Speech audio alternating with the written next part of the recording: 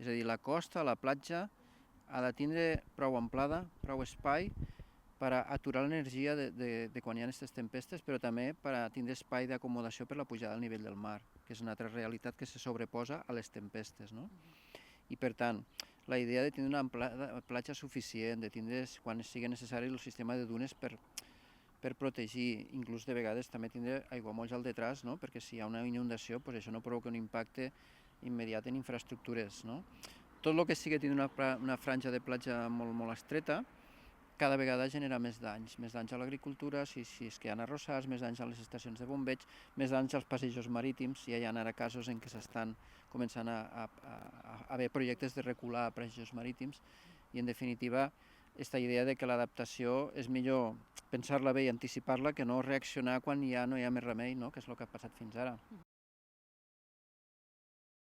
I bueno, la necessitat de convertir-nos al final, no, en un sistema a la holandesa, inevitablement, a no ser que elevem el terreno, que és una altra de les coses que podem intentar aconseguir aportant sediments, però això és un altre tema.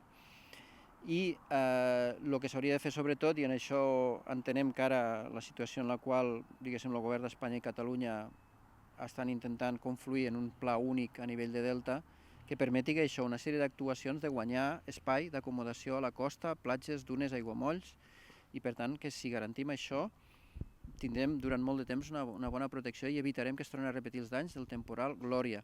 Va quedar molt clar en el Glòria també una cosa, que és una lliçó molt important, que és a les zones de costa del delta, que l'amplada de la platja era gran, no va haver cap problema.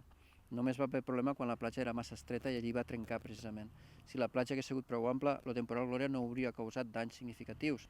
El que va ser la pluja que va caure als arrossars, aigua dolça, si no s'hagués entrat aigua salada, és bona, perquè és aigua dolça que ajuda a que l'arrossar sigui menys salat, no? I aquesta aigua se pot evacuar i cap problema. Per tant, aprenem d'esta lliçó també. Clar, anem tard des del punt de vista de que un Glòria es pot repetir, teòricament tardarà 50 anys si fas un promig, però com que és un promig pot ser que l'any que ve tinguem un Glòria. És poc probable, però pot ser. Per tant, d'aquest sentit estem en perill. En perill, si no fem aquestes intervencions, tot aquest temps que passa fins que no les fem, estem en perill que pugui haver una altra situació semblant. Com més aviat millor. Jo entenc que aquests plans tarden un temps, a més resulta que semblava ser que havien de tornar a avaluar el pla, en fi, tots aquests tràmits administratius que s'allarguen molt, però, bueno, és a dir, no hi ha un termini de dies que si no es fa enguany resulta que no sé què, però diguéssim tenim un risc que, bueno, prolongar-lo durant molts anys no és una bona idea.